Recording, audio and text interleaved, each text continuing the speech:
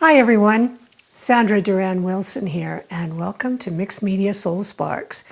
This week we're breaking out the power tools. I'm going to show you some ways to attach unusual shapes to your mixed media pieces.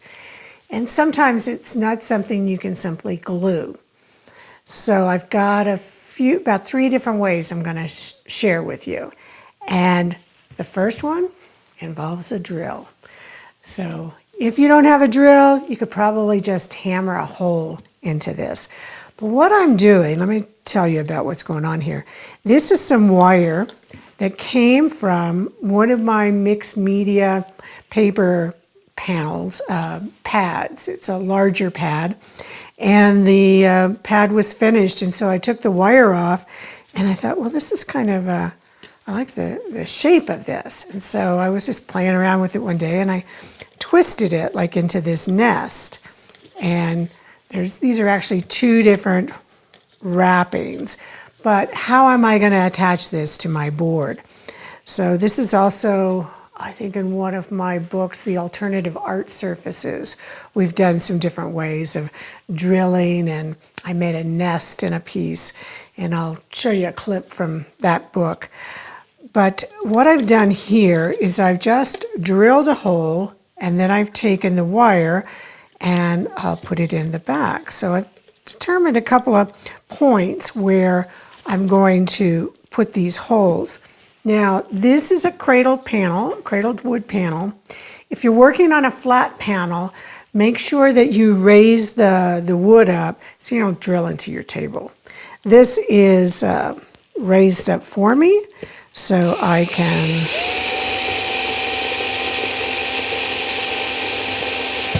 stop in time so I don't drill my table. Now I've got a nice little hole there, and I'm just going to do one hole. Then I come in. I can either use some of this wire. This is a brass wire, a little more flexible. Any kind of wire that you want. Just clip this off. Like I said, the brass wire is a little easier to use. This is pretty tough. So I'm just going to kind of bend this in half here. I'm going through, let me get this started and I'll hold it up to show you. Okay, so I've got this hole here, and I just bent that and put it through.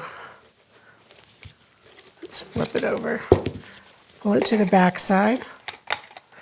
Then pull it tight. There we go. Once I pull it tight, I'm going to take these and twist them.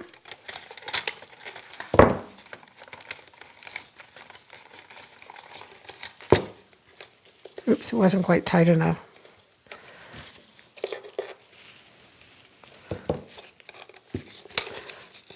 Well, I'm actually not going to tighten it all the way down yet because I want to glue these papers in.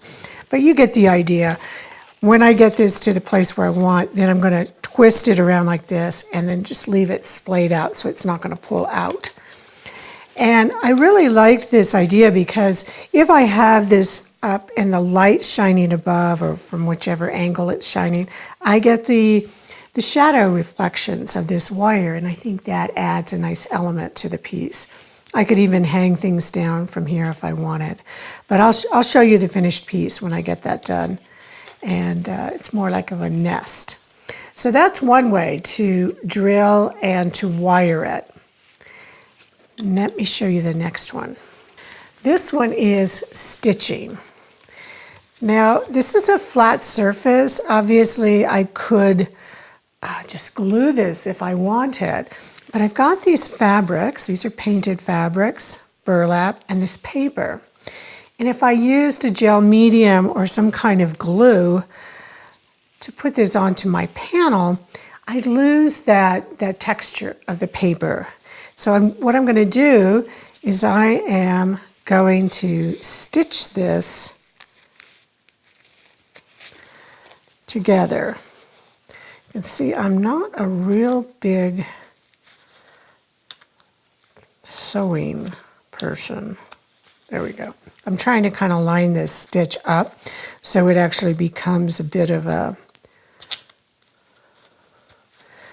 element, a design element. Besides holding this together,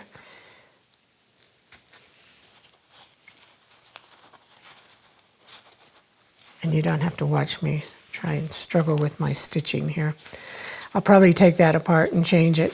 But I'm going to stitch this whole part together. Then I will glue this part onto the panel using a gel.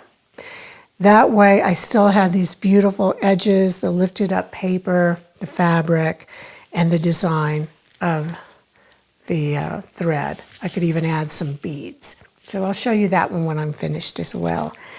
But I like how I don't have to change the texture of the paper. And the third way is one of my favorite ways. That's why I have the gloves on. This is called epoxy sculpt. And it's a two-part epoxy resin clay.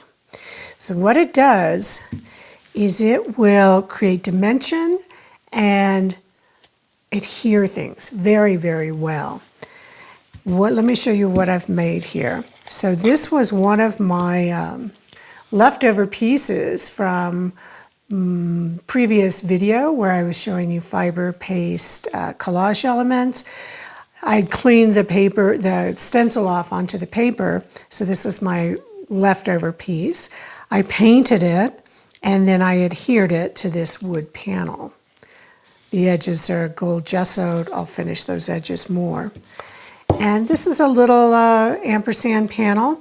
This is a photograph I took, and I have adhered it to the panel. First, I sprayed it with a digital spray to prolong the life of a digital print. And then I've actually put a gel medium over it to fully seal it, give it a little texture. And what I'm going to do is I'm going to mount this onto here, but it's going to be raised up. And this is how you do that. So you take equal parts of this epoxy sculpt.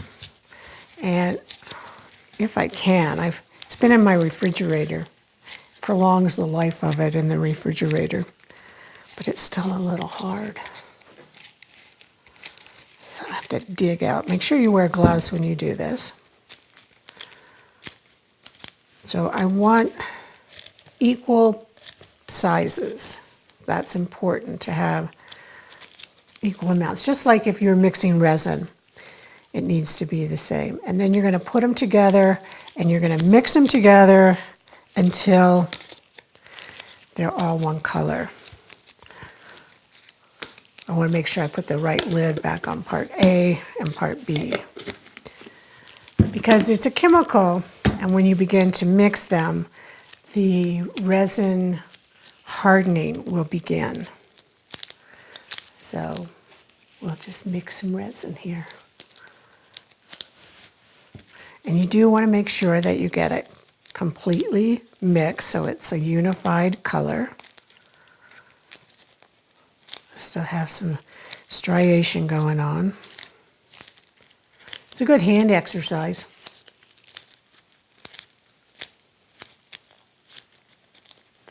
Like those little stress balls. You can de-stress while mixing and making art. All right, that looks pretty good. Got one little spot in here.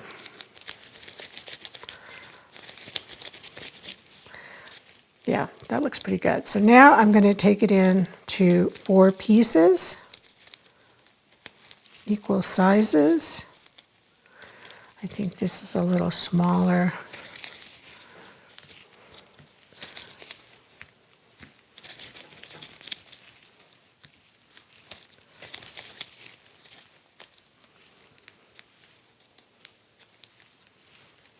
And it's probably higher than what I really need, but I'm going to go with it.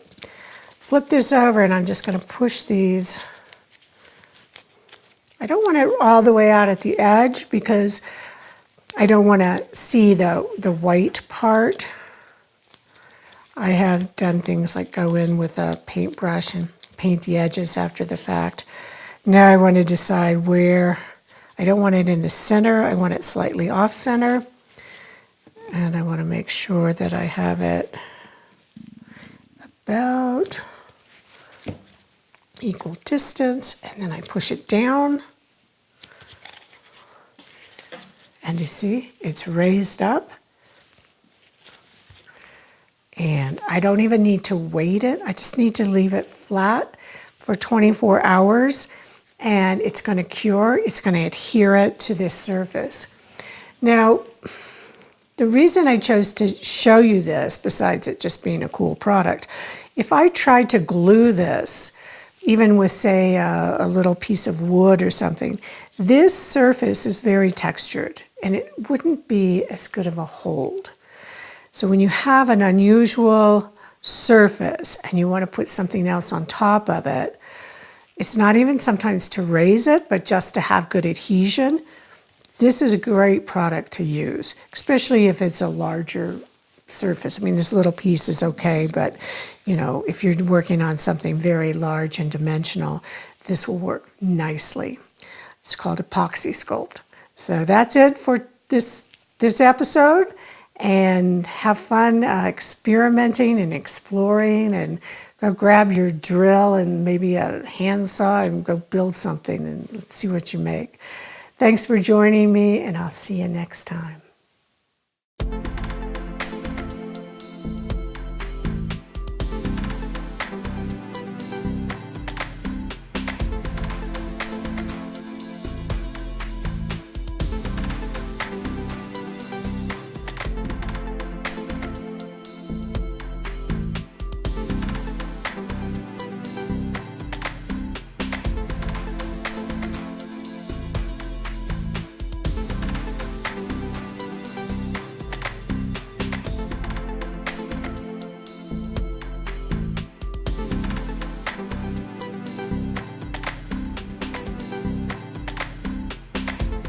Join the Creative Awakening community on Facebook, where you'll be able to post your art, connect with other creatives around the world, and ask questions. Use the hashtag #MixedMediaSoulSparks when posting your work on social media. Thanks for joining me,